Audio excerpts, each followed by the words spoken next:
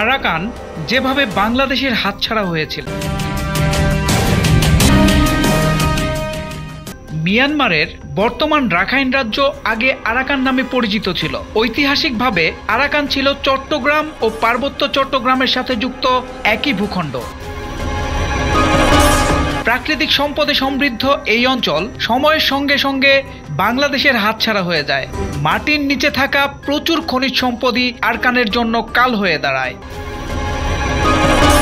Petrol, কয়লা, তেল, uranium, সোনা ও রূপার মতো মূল্যবান খনিজ থাকার কারণে বিভিন্ন সময় একে দখল করেছে বিভিন্ন শক্তি। প্রাচীনকালে আরাকান ছিল মুসলিম সংস্কৃতি ও সভ্যতার একটি উজ্জ্বল উদাহরণ। সেখানকার বৌদ্ধ রাজারা মুসলমান উপাধি গ্রহণ করতেন এবং মুদ্রায় ফরাসি ভাষায় কালেমা উৎকীর্ণ করতেন।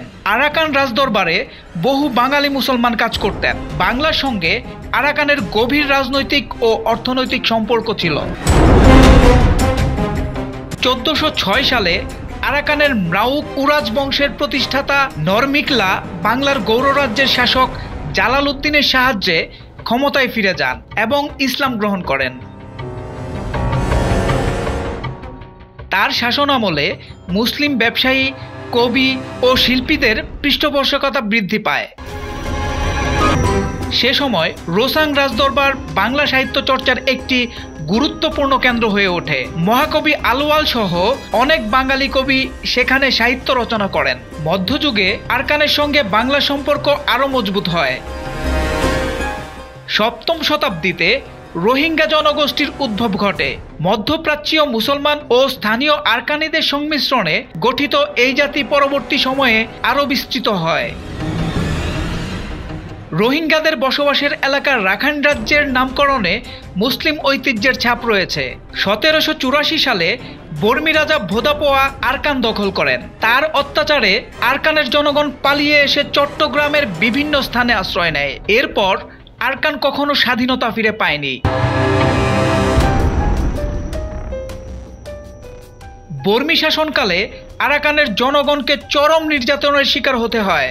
ব্রিটিশ শাসনামলে বার্মার পাশাপাশি আরাকানও তাদের করায়ত্তে চলে আসে।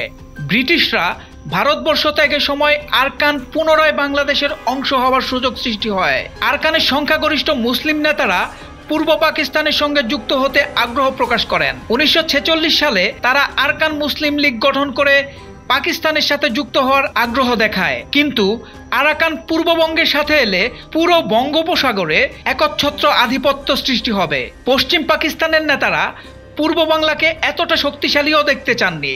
তাছাড়া পূর্ববঙ্গের জন্য আরাকানের গুরুত্ব কতটুকু সেই বিষয়ে অধিকাংশ পশ্চিম পাকিস্তানি নেতার মতোই জিন্নাহর অবহেলার কারণে এই সুযোগ নষ্ট হয়। আরাকান বাংলাদেশের সঙ্গে যুক্ত না হয়ে মিয়ানমারের অংশ হয়ে পড়ে। এই ঐতিহাসিক ভুলের কারণে আরাকান তার স্বাধীন অস্তিত্ব হারায় এবং চরম নির্যাতন ও দমন নিপীড়নের শিকার হয়। বিশ্লেষকদের মতে সঠিক কৌশল গ্রহণ করা হলে আরাকানের ইতিহাস ভিন্ন হতে পারত। সোহেল মাহমুদ, দৈনিক নতুন সময়, ঢাকা।